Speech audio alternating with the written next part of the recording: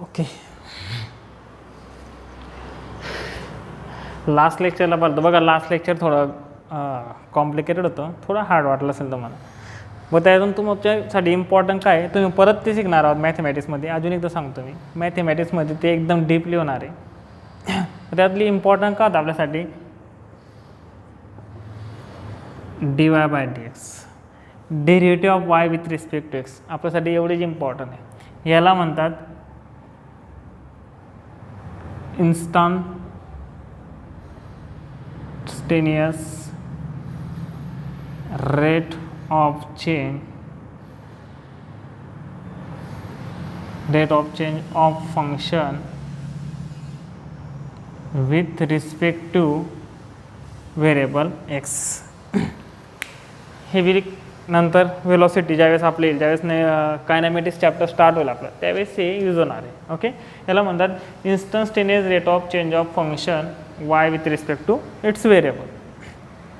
आता यूज कसं करायचं आहे खरं म्हणजे आपल्याला जे लागणार आहे की डेरिव्हेटिव्हचे फॉर्म्युले काय आहेत. आता तुम्ही जे फॉर्म्युला बुक बघितला त्याच्यात 4 थेरम दिले जाते, theorems of differentiation, 4 difference theorem आहे. त्याच्यामधून आपण आज फक्त फर्स्ट जो थेरम आहे तो बघू, हा फर्स्ट थेरम आहे. अँड त्याच्या खाली फॉर्म्युले दिले आहेत डिफरन्सचे, त्याच्यामधला पहिल्या फॉर्म्युलामध्ये त्याला कसं यूज करायचं आपल्याला ते पाहू आपण आता. फर्स्ट थेरम आहे तिकडं याच्यामधलीला इकडं पण लिहितले तुम्ही, dy/dx is equal to d/dx, sorry first theorem असा आहे की suppose y is equal to C U, y is equal to C U, याच्यात c हा काय घेतला आहे समजा कॉन्स्टंट असेल, and y is a function of x, sorry u is a function of x, u is a function of x आहे म्हणजे u काय असेल x² असेल, 2x असेल, 3x+1 असेल, काही पण असेल तो u. ऑब्वियसली समजा 3x+1 असेल, 3x+1 असेल x समजा, तर y किती येईल c 3x+1 म्हणजे y is a function of x. y is equal to C U आहे, c तर कॉन्स्टंट आहे, u काय आहे, u is a function of x आहे म्हणजे u in terms of x असेल. u ची व्हॅल्यू ज्यावेळेस तुम्ही लिहिणार तिथे x² येईल, 2x येईल, 3x येईल, काही पण येईल, पण त्याच्यामध्ये x नक्की असेल. आता u मध्ये x आहे आणि u हा y मध्ये, तर y मध्ये पण x येणारच आहे म्हणजे y काय इथं function of x, indirectly y is a function of x. त्याने असं लिहिलं आहे. सपोज असं असेल की y is equal to C U and u is a function of x, याचा अर्थ असा होतो की y is equal to y of x म्हणजे y is a function of x. अशा कंडिशनमध्ये ज्यावेळेस तुम्ही डेरिव्हेटिव्ह घेणार yच्या विथ रिस्पेक्ट टू x, आणि बघा वरती काय असतो फंक्शन, खाली काय आहे व्हेरिएबल, हा y याच्यावर डिपेंड करतो असा डेरिव्हेटिव्ह. ज्यावेळेस तुम्ही असं घेणार त्यावेळेस y ची व्हॅल्यू काय आहे सी यू आहे, मी पुट करून दिली सी यू, याला ब्रॅकेटमध्ये असं घेऊ, सी कॉन्स्टंट आहे अकॉर्डिंग टू दिस थेरम. ज्यावेळेस सी हा कॉन्स्टंट असेल म्हणजे सी एक्सवर डिपेंड करणार नाही. सी कॉन्स्टंट आहे म्हणजे तो 1 2 3 और पाय ई असाच पाहिजे असं नाही, तो झेड काही पण राहू शकतो, झेड म्हणा डब्ल्यू म्हणा काही राहू शकतो, बट तो याच्या टर्म्समध्ये नको. फॉर एक्झाम्पल पुढे लिहून घ्या, याची ही लिहून घ्या ती, सी कॉन्स्टंट असेल तर सी डायरेक्ट आउटसाईड येतो, याचं कोएफिशियंट होईल अँड d/dx u होऊन जाईल. मग तुम्हाला यूचा डेरिव्हेटिव्ह घ्यायचा आहे, तो कसं घ्यायचा ते नंतर फॉर्म्युल्यावर डिपेंड करतं. फक्त एवढं आठवण द्या, कॉन्स्टंट टर्म ही डेरिव्हेटिव्हच्या बाहेर येऊन जाते, तिला तुम्हाला डायरेक्टली आउटसाईड ठेवायची. आता इथं सी काय काय राहू शकतो, तर C not equal to X, C फक्त एक्स नसायला हवा, C is equal to 1 constant, C is equal to 2 constant, तुम्ही तर त्याला कॉन्स्टंट कन्सिडर करा. C is equal to Z constant, sir असं म्हणू शकता आपण की झेड इज इक्वल टू 1 2 3 काही राहू शकतो, झेड हा व्हेरिएबल आहे, ऑब्वियसली झेड हा व्हेरिएबल आहे. ओके, बट सी जोपर्यंत एक्समध्ये नसेल, C is equal to x², याला कॉन्स्टंट नाही घ्यायचा. सी इज इक्वल टू काही पण असेल त्याच्यामध्ये एक्स दिसत नसेल तर तो डायरेक्टली कॉन्स्टंट असतो. इन डेरिव्हेटिव्ह, म्हणजे तो या व्हेरिएबलवर डिपेंड नको असायला. इथं या ब्रॅकेटमध्ये त्या सर्व टर्म ज्या एक्स रिलेटेड नसतील, एक्समध्ये नसतील, इन टर्म्स ऑफ एक्स नसतील, सर्व काय असतात कॉन्स्टंट असतात आणि त्याला डायरेक्ट आउटसाईड घ्यायच्या, त्याला डायरेक्ट बाहेर ठेवायच्या, नंतर असं लिहायचं. असं लिहिल्यानंतर मग फॉर्म्युला यूज करून डेरिव्हेटिव्ह फाइंड करू. फॉर एक्झाम्पल हे फक्त त्या थेरमचं होतं. फक्त थेरममधून काय शिकण्यासारखं आहे, कॉन्स्टंट असेल तर मी बाहेर घेईल, कॉन्स्टंट असेल तर मी बाहेर घेईल, कॉन्स्टंट असेल तर मी कोएफिशियंटमध्ये ठेवून देईल, त्याला आउटसाईड घेऊन टाकेल, ब्रॅकेटच्या पूर्ण डेरिव्हेटिव्हच्या बाहेर घेऊन टाकेल. ओके. आता फर्स्ट फॉर्म्युला आहे, ज्यावेळेस प्रॉब्लेम सॉल्व्ह करतो त्यावेळेस कळेल ते. फर्स्ट फॉर्म्युला आहे if Y is equal to X raise to N. Y is equal to X raise to N means N काय असेल, काही पण राहू शकतो, 1 2 3/2 0 4 काही पण असेल तो एन वॉटर जे असेल. तर dy बाय dx कसं लिहिलं जातं बघा.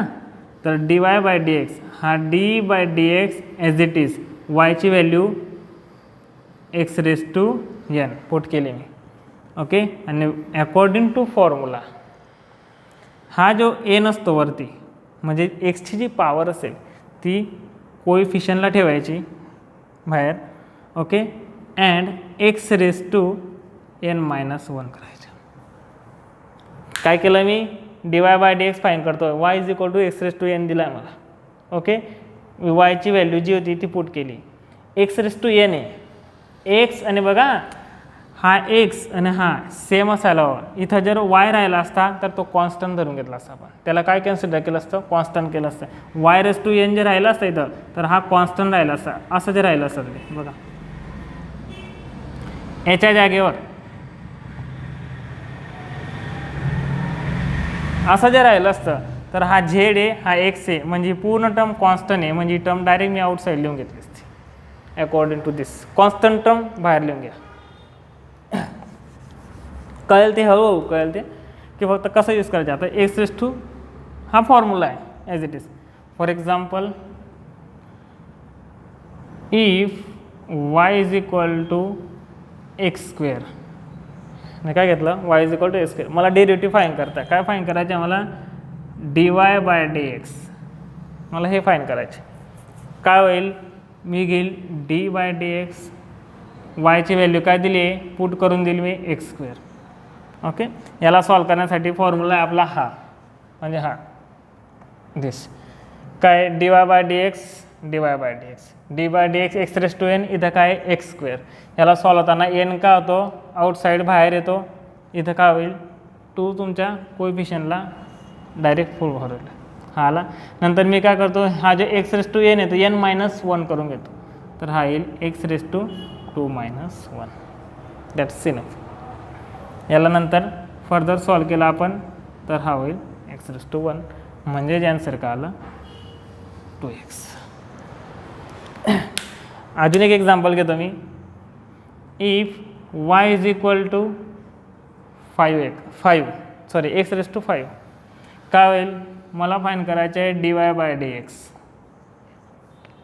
काय फाईन करायचे, dy by dx, this as it is D by dx. X raise वायची व्हॅल्यू काय आहे, एक्स रेस टू 5. ओके. हा कसा सॉल्व होईल, परत फॉर्म्युला बघा, एन जो असेल तो कोएफिशियंटला येईल, आउटसाईड येऊन जाईल. इथं एन कोण आहे, 5 आहे, तुम्ही बाहेर घेतला. हा काय असेल, ब्रॅकेटमध्ये काय बोलेल, एक्स रेस टू n-1, इथं एन काय आहे, 5 आहे. हा काय झाला,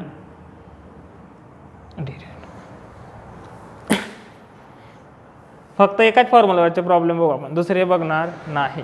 काय केलं, dy बाय dx.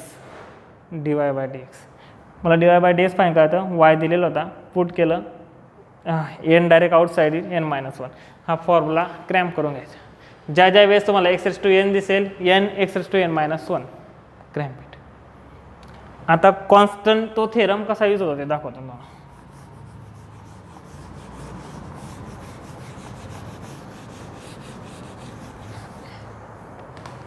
पॉज करून हे बाकीचे प्रॉब्लेम हे लिहून घ्यायचे थोडे. ओके. नाही तर होमवर्क करताना तुम्हाला जमणार नाही.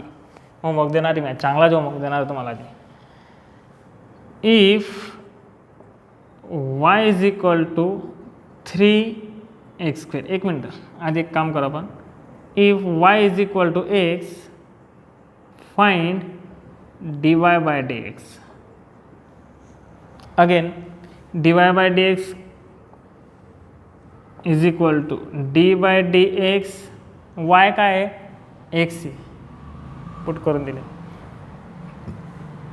अकॉर्डिंग टू फॉर्म्युला x⁻n असेल तर n आउटसाईड होतं. आता x⁻, काय इथं याला असं लिहू शकतो तुम्ही D by D X x⁻1.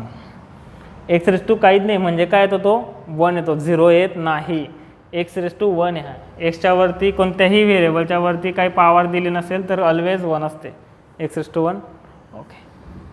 According to formula n का होईल आउटसाईड येईल. इथं n काय आहे 1 आहे, तो आउटसाईड आला.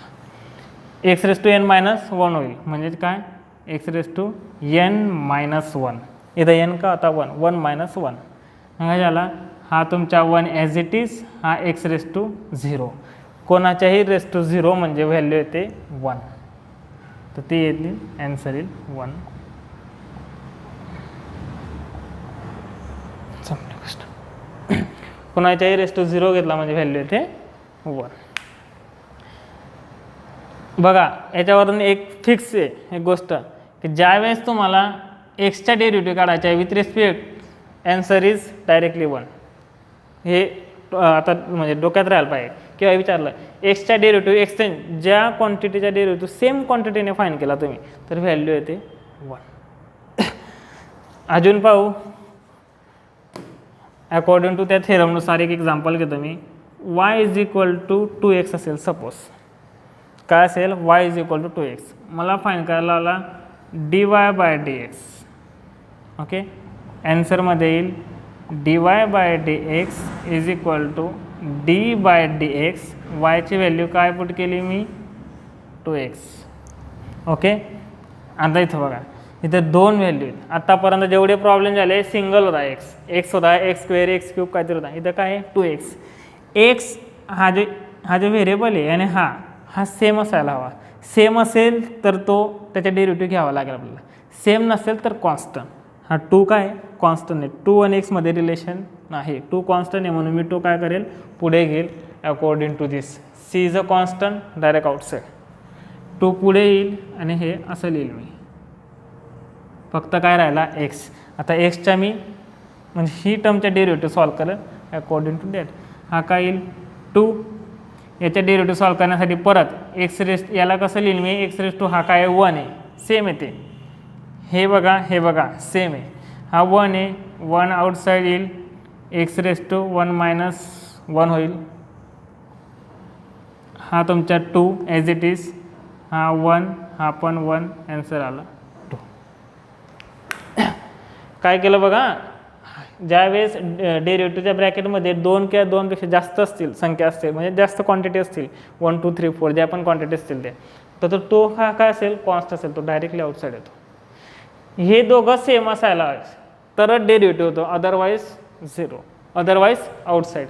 अजून एक सेम प्रॉब्लेम घेतो मी आता.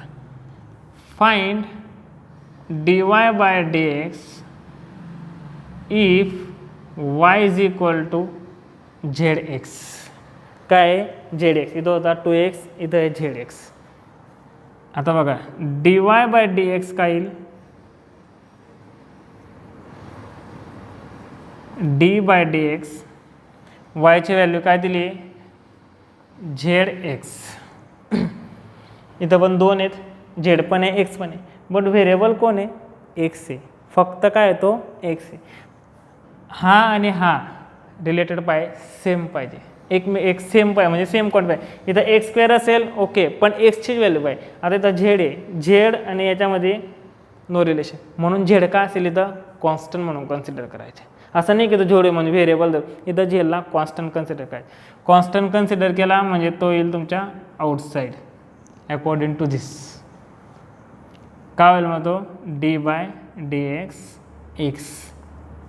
आणि व्हेरिएबल आणि हा जर सेम असेल तर त्याच्या डेरिव्हेटिव्ह डायरेक्टली लिहायच्या 1 अकॉर्डिंग टू दिस. काय डी बाय dx हे बघा सेम होते आन्सर आलं 1. dy बाय dy आन्सर येईल 1. dz बाय dz आन्सर येईल 1. dw बाय dw आन्सर येईल 1. डेरिव्हेटिव्ह घेताना आठवणी ठेवायचं फक्त dy बाय dx दिलं असं काहीच नाही. इथं काय z is a function of z, इथं w is a function of w. वरच्या का असेल फंक्शन, खालच्या का असेल व्हेरिएबल, ते काही राहू शकतात. जस्ट लाईक ॲक्सेलरेशनची डेफिनेशन काय आहे, ते dv बाय dt. वरती आहे व्हेलॉसिटी, खाली आहे टाईम. dy बाय dx येईल कायम असं होत नाही. हे हा सिम्बॉल दिसला का, we have to take a derivative. आपल्याला काय करायचं आहे, डेरिव्हेटिव्ह घ्यायचा आहे. एवढं तुम्हाला एवढं तुमच्या डोक्यात यायला हवं लगेच. आणि मग तुम्हाला फॉर्म्युले आणि थेरम यूज करायचे. थेरमनुसार काय होईल, फॉर्म्युलानुसार काय होईल, ते हळूहळू होत जाईल. ज्यावेळेस आपण अप्लाय करू ना प्रॉब्लेम्समध्ये त्यावेळेस होईल. फक्त कसं यूज करायचे ते दाखवतो मी तुम्हाला.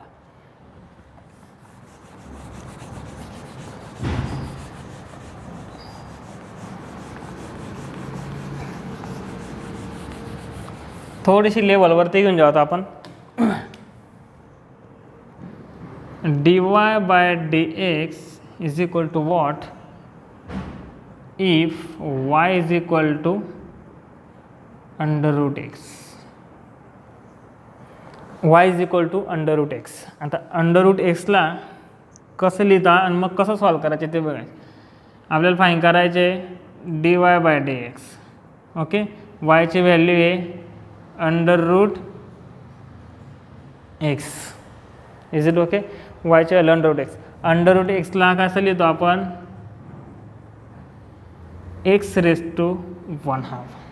माहीत नसेल आता आठवण ठेवा, अंडर रूट एक्सला x रेस टू 1/2 लिहितो आपण. आता परत तोच formula, x raise to n असेल तर n कुठं येईल, आउटसाईड. इथं n काय आहे, 1/2 आहे, तर तो आला outside. x raise to n इथं x रेस टू 1/2 होता. इंटू काय होईल, x raise to n minus 1. इथं n काय 1/2 आहे, सर 1/2 मायनस 1. ओके, हा तुमचा 1/2 ॲज इट इज, हा राहील तुमचा -1/2. हा -1/2 कुठं जाईल मग, हा 2 आणि हा होईल तुमचा 1/2. ज्यावेळेस पॉवर ही मायनसमध्ये असेल आपण त्याला डिनोमिनेटरला डायरेक्ट प्लस करून ठेवतो. ओके, x रेस टू 1/2 काय येतो, होऊन जाईल. ते हळूहळू होईल. 18 मंथ आहेत. ज्याला वाटत असेल की खूप काहीतरी वेगळं चाललं आहे, काहीच काही नाही. हे 15 दिवस किंवा 20 दिवस तुम्हाला थोडेसे 20 डेज थोडेसे वेगळे असतील. हे काय मध्ये जे काही लिंक नाही लागत, कारण एकवर एक बेस नाही. हे मागचे नाही, हे येणार आहे. पण बाकी फॉर्म्युले प्रिव्हियस होते, तुम्ही 9-10मध्ये झालेले होते असे जे. तर जास्त टेन्शन नाही घ्यायचं की काय आहे, काय चाललं आहे. होतं सर्व आरामशीर होतं. ते आपल्याकडे 18 मंथ राहतात. बघा काय केलं मी, एकदा परत सांगतोय. मला dy बाय dx, मला डेरिव्हेटिव्ह फाईन करायचा आता वायच्या विथ रिस्पेक्ट टू एक्स. परत का सांगतो, ही नवीन गोष्ट ही तुम्हाला तुमच्या म्हणजे फॅमिलीयर होण्यासाठी याच्याशी वेळ लागेल तुम्हाला थोडा. ओके, मला y दिला आता अंडर रूट एक्स. मी काय केलं, dy by dx under root X. हे लिहिताना आता रफ नोटबुक जी सांगितली मी, रफ नोटबुक त्याच्यामध्ये हे लिहून घ्यायचे. लिहिले नसतील आतापासून हे रफ नोटबुकमध्ये लिहून घ्यायचे. dy बाय dx फाईन करायचं मला, dy by dx under root X. Under root X कुठे टाकले मी, वायची व्हॅल्यू पुट केली. अंडर रूट एक्सला मी कसं लिहितो, x रेस टू 1/2. ओके, आता मी तिथं काय आलं, एक्सची पॉवर येऊन गेली काय, just like x raise to n काहीतरी पॉवर मिळाली आपल्याला. म्हणजे मी इथं पॉवरचा फॉर्म्युला यूज करेन. हा कसला फॉर्म्युला आहे, पॉवरचा फॉर्म्युला आहे. याच्यात कसला फॉर्म्युला म्हणजे हा की डेरिव्हेटिव्ह एखाद्या फंक्शनची, एखाद्या व्हेरिएबलची जे पॉवर दिले असेल त्याच्या डेरिव्हेटिव्ह कसा फाईंड करायचा त्याचा फॉर्म्युला आहे. इथं पॉवर दिसते म्हणून मी हा फॉर्म्युला यूज करेन. या formula according to this formula we have to take this n as a coefficient. मी पुढे ठेवून घेतला n हा पुढे आला. इथं n का आता 1/2 होता, तो आउटसाईड कोएफिशियंट म्हणून आला. Okay, x raise to n minus 1, 1/2 minus 1, 1/2 minus 1 minus 1/2. Minus term जे असेल न्यूमिरेटरला असेल, एखादी क्वांटिटी एखादा व्हेरिएबल न्यूमिरेटरला असेल आणि त्याच्या रेस टू मायनस असेल तर त्याला डायरेक्ट डिनोमिनेटरला ठेवायचे, डायरेक्ट. आता x रेस टू 1 हा का होता, अंडर रूट एक्स म्हणजे x रेस टू 1/2 म्हणजे x रेस टू 1/2 म्हणजे अंडर रूट एक्स. सिम्पल. एक मिनटं मला इंक फिल करून घ्या.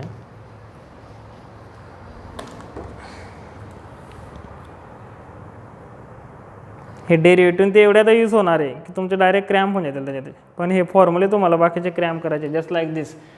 केव्हाही विचारलं कोणी तर सांगता यायला पाहिजे की x⁻n काय. अजून एक एक्झाम्पल घेतो मी. y = zx. थोडंसं वेगळं एक्झाम्पल काय घेतलं मी, y = zx. Find dy/dx and dy/dz.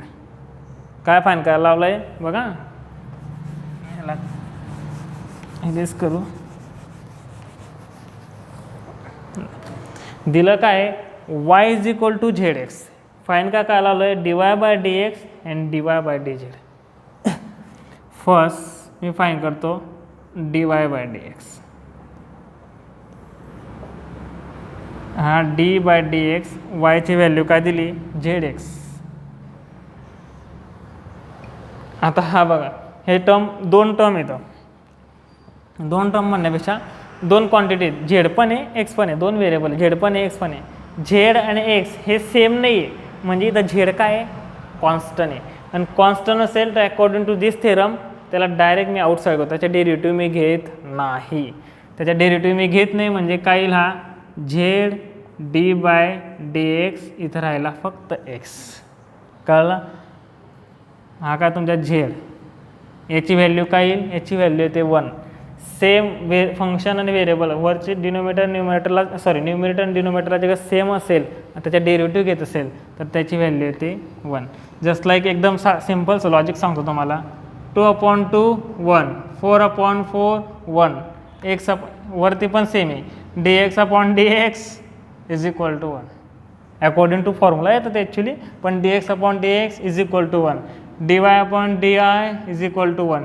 वर न्यूमरेटर डिनोमिनेटर सेम असेल तर 1 आन्सर येतं. तसं बी लॉजिक लावलं तर लवकर क्रॅम्प होतं ते. ओके, हा आला 1. आता सेकंड त्यांनी फाईन काय लावलं मला dy/dz. dy/dz करण्यासाठी काय केलं मी, dy/dz y ची व्हॅल्यू परत zx. आता इथं जे पाहिलं तुम्ही तर झेड सेम आहे म्हणून मला याच्या डेरिव्हेटिव्ह घ्यावा लागेल. एक्स झेड सेम आहे का, नाही, म्हणजे एक्स काय कॉन्स्टंट आहे. या केसमध्ये एक्स कॉन्स्टंट आहे, तुम्ही कोणाच्या रिस्पेक्टिव्ह डेरिव्हेटिव्ह घेतात ना हे इम्पॉर्टंट आहे. एक्स कॉन्स्टंट आहे मग मी एक्सला काय केलं according to this X outside येईल, झेड राहिला. याचा आन्सर काय येईल, लगेच तुम्ही म्हणणार सर याचा आन्सर तर 1 येईल, कारण काय dz/dz. Answer is 1. याला थोडं मॉडिफाय करू आपण.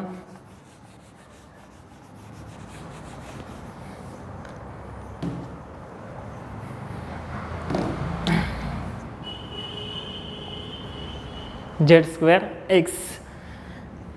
ओके, फर्स्ट मी फाईन करतोय dy/dx. ओके, याला घेण्यासाठी dy/dx = d/dx. y ची व्हॅल्यू काय आहे z²x. काय आहे z². बघा स्पीड होत असेल जास्त फास्ट होत असेल तर मला सांगा मेसेज करून, तसं मी हळू घेईल. जास्त फास्ट होत असेल तर मला तसं सांगा. Okay, d/dx z²x. ओके, इथं बघा व्हेरिएबल x आहे, हा x आहे, z² काहीच रिलेशन नाही म्हणजे z² काय इथं कॉन्स्टंट आहे. हा राहिला तुमच्या कॉन्स्टंट आउटसाईड, म्हणजे इथं काय होईल z² आउटसाईड येऊन जाईल, d/dx हा होऊन जाईल तुमच्या x. याला असं लिहिता हा, याला काय आलं d/dx 1. याचे आन्सर आलं z² 1, so z².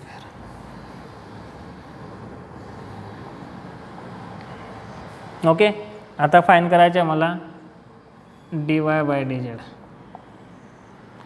dy/dz fine करताना मी काय करेल d/dz y ची व्हॅल्यू आधी पुट करेल. y ची व्हॅल्यू काय आहे z²x. आता इथं पाहिलं हा काय आहे z², हा पण z आहे, सेम आहे म्हणजे मला याचे डेरिव्हेटिव्ह घ्यावं लागेल.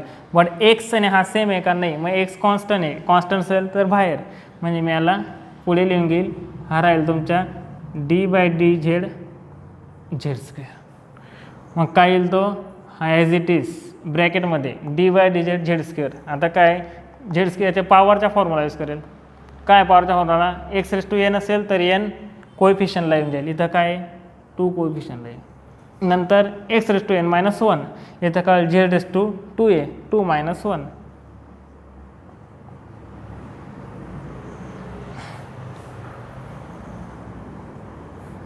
हा 2 इंटू हा होईल तुमच्या 2x. याचे काय होईल 2 raise to Z raise to 2 - 1 2 - 1 is 1. हा होईल तुमच्या झेड ॲन्सर. थोडं आता कळायला लागलं असेल तुम्हाला की काय आहे. कोण कॉन्स्टंट असेल त्याला बाहेर घेऊन टाका. नंतर राहिलेलं टर्मच्या डेरिव्हेटिव्ह घ्या विथ बाय दिस. आपण फक्त याचेच प्रॉब्लेम बघतोय. अजून फॉर्म्युले आहेत वेगळे. आपण फक्त याचे प्रॉब्लेम बघतोय. फक्त याचेच बघतोय.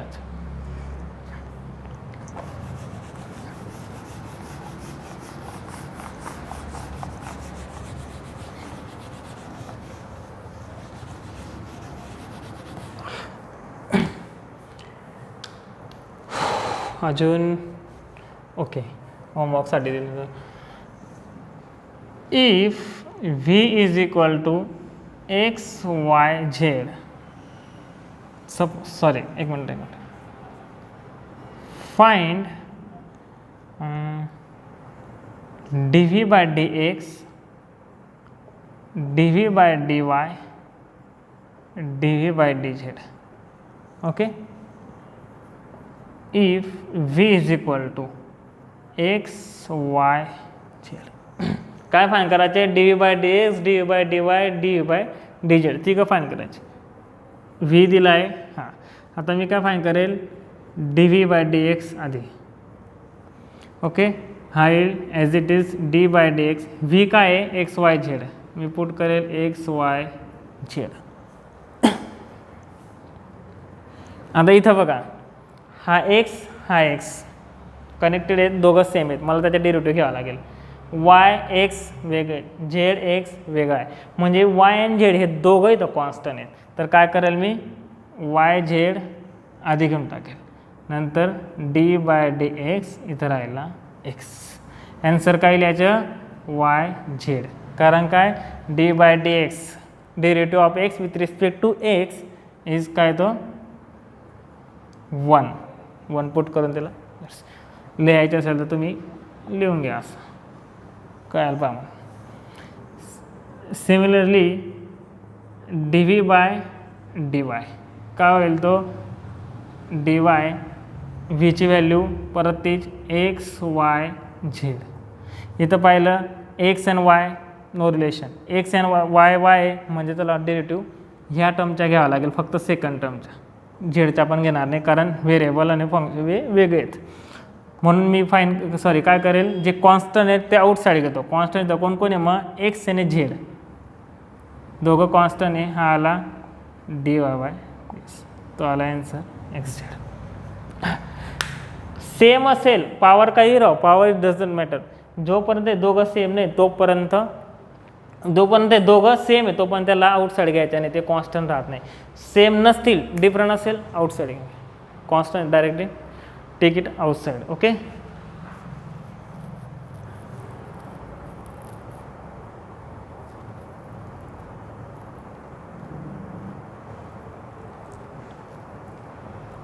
One minute. हां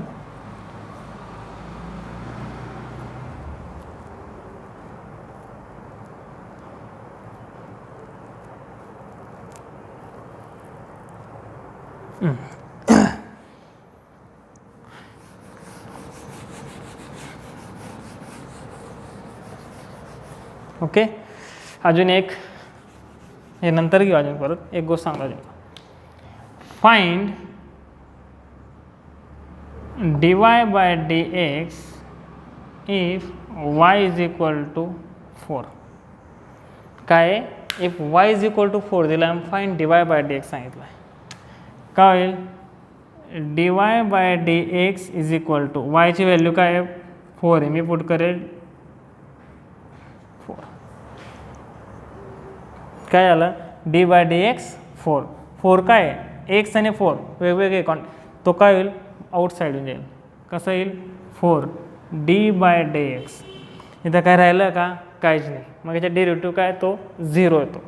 ज्यावेळेस इथं काहीच नसेल त्यावेळेस डेरिव्हेटिव्ह 0 होतो. म्हणजेच वायमध्ये एक्स नसेल, Y is a function of x नाही ॲक्च्युली. हे जे बघितलं तुम्ही म्हणणार नाही की Y is a function of x आहे, कारण वायच्या व्हॅल्यूमध्ये एक्स दिसतं का कुठंच नाही. ज्यावेळेस फंक्शन हे जे वरची हा याच्या फंक्शन नसेल, हा जो वाय आहे एक्सच्या फंक्शन नसेल, न्यूमरेटरमध्ये जी ठेवणार आहे आपण जी क्वांटिटी ती जर डिनोमिनेटरमधल्या असल्या क्वांटिटीच्या फंक्शन नसेल तर डेरिव्हेटिव्ह तो 0. तो कसा आहे तो बघा, 4 मी आउटसाईड घेतला d/dx. इथं एक्सची काही टर्म आहे का काहीच नाही, म्हणजेच काय इथं 1 आहे, काहीच नाही म्हणजे 1 आहे. ओके, हा तुमचा 4 हा d/dx. x⁻n ची पॉवरचा फॉर्म्युला आहे आपल्याकडे. मी काय करतो बघा आता 1 हे म्हणजे काय x⁻0 आहे. काय तो x⁻0 x⁻0 = 1. सो 1च्या जागेवर मी हा पुट करू शकतो, मी तो पुट केला. आता मी याला सॉल्व करेल. हा तर कॉन्स्टंट ॲज इट इज 4. याचे डेरिव्हेटिव्ह घेताना x⁻n n मी बाहेर घेतो म्हणून मी तो घेतला बाहेर. इथं n काय आहे 0 आहे.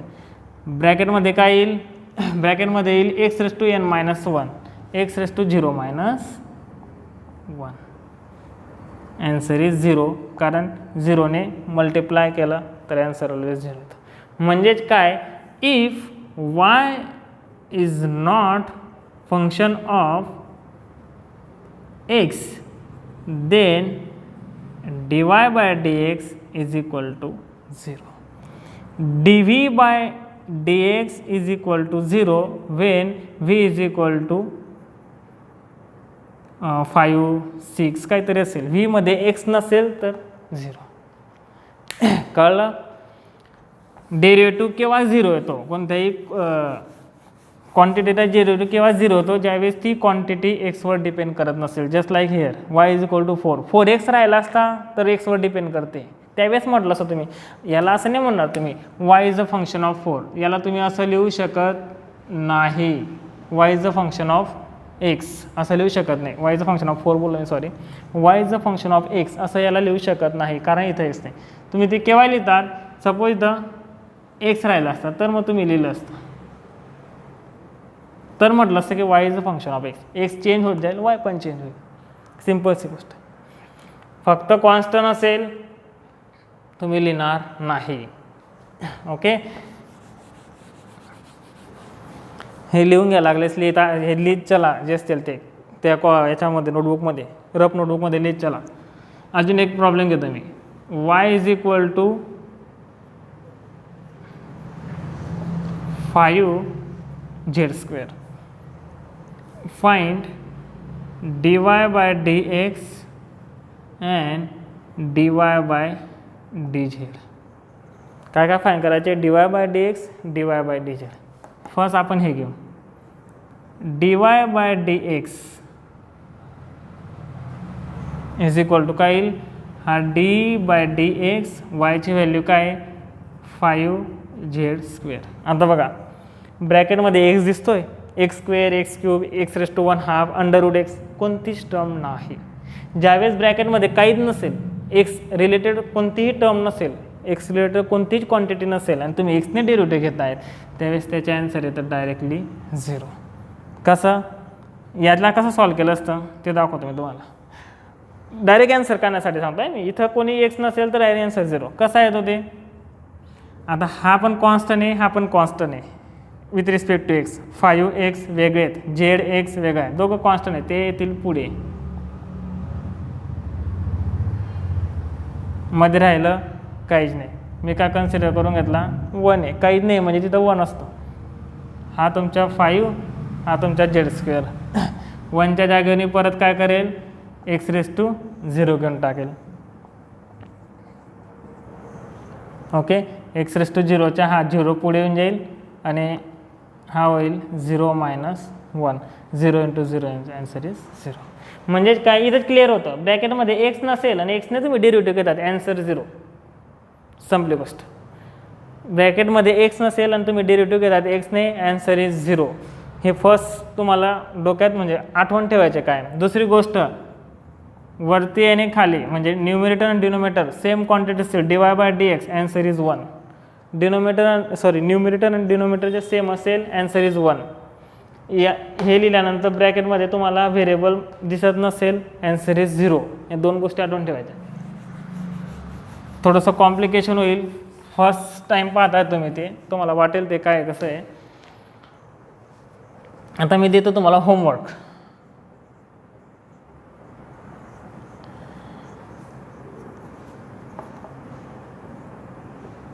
Find dy by dx, okay, if y is equal to 10x raised to 15. कळेल 10x raised to 15. y is equal to z square twice x. y is equal to z cube x square. y is equal to 2z under root x. y is equal to 3x raised to 3/2. आले नाही काय हरकत नाही, मला सांगायचं मी परत solve करून दाखवेन.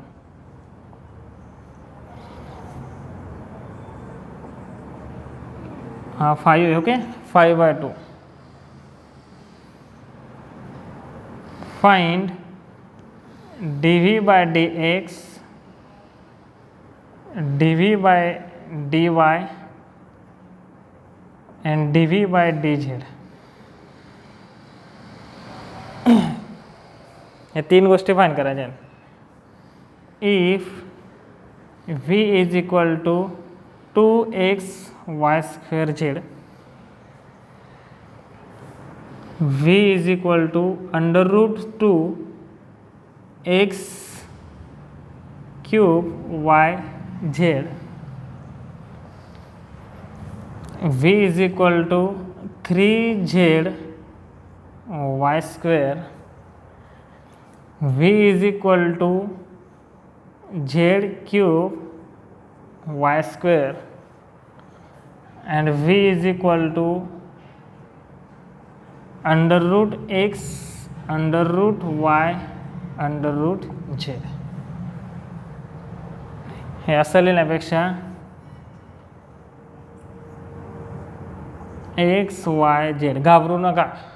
पैसा म्हणतो की काय काय आहे कसं कसं एवढं कठीण काही नाही. काय याच्याने सोपे एक्झाम्पल असतात आपल्याला, मी थोडेसे हार्ड लेवलवर घेऊन जातो म्हणजे तुम्हाला ते करताना एकदम इझी जातात. बाकी काय याच्यानं सोपं येतं आपल्याला आलं तर येतं म्हणजे त्यावेळेस याच्यानं सोपं राहील. बट डील करायच्याशी विचार करा. दोनच फॉर्म्युले तुमच्याकडे, एक म्हणजे हा एक थेरम आणि दुसरा म्हणजे हा फॉर्म्युला. किती जमतं बघा, नंतर मला परत सांगा. हळूहळू बघायचे. ओके आजसाठी पुष्कळ झालं आहे.